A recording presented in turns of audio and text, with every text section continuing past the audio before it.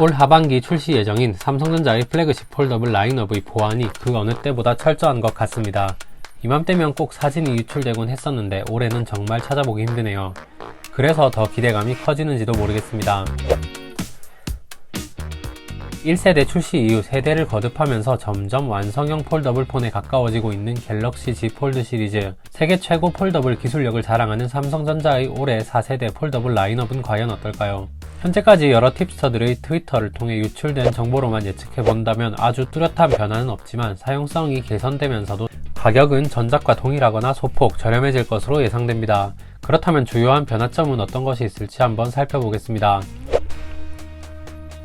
S펜 탑재는 이번 시리즈에도 힘들 것 같습니다. 내부 구조상 펜을 집어넣을 공간을 확보하기 어렵습니다. 공간을 만든다면 배터리 용량이 줄어들어야 할지도 모르죠. 펜을 넣을 공간을 위해서는 휴대폰 전체의 크기가 커질 수밖에 없는데 펜보다는 크기와 무게의 감량에 신경을 썼다고 할 수 있겠습니다. 언젠가 폴드 시리즈에 펜을 탑재하는 것은 자명한 사실이지만 아직까지는 시기상조인 것 같네요.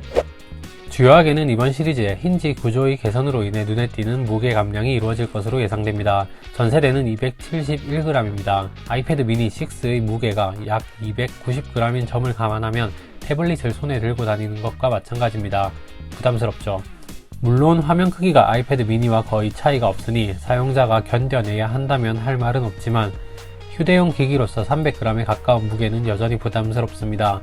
개인적으로는 아이폰 13 프로 맥스의 무게가 238g이니까 근처까지는 가야 한다고 봅니다. 이를테면 250g 정도라든지 말이죠. 이번 시리즈에 얼마나 눈에 띄는 다이어트를 할지 기대됩니다. 전작의 언더 디스플레이 카메라가 소폭 개선된다고 합니다. 전작의 UDC 기술을 적용하여 어느정도 펀치홀 디스플레이보다 나은 사용자 경험을 제공한 것은 동의하지만 내부 카메라의 품질이 많이 떨어져서 아쉬웠다고 할 수 있습니다. 이 부분이 개선될 예정이라고 하니 기대가 되는 부분입니다. 그리고 기존의 가로 세로 화면 비율에서 가로의 비율이 커진다고 합니다.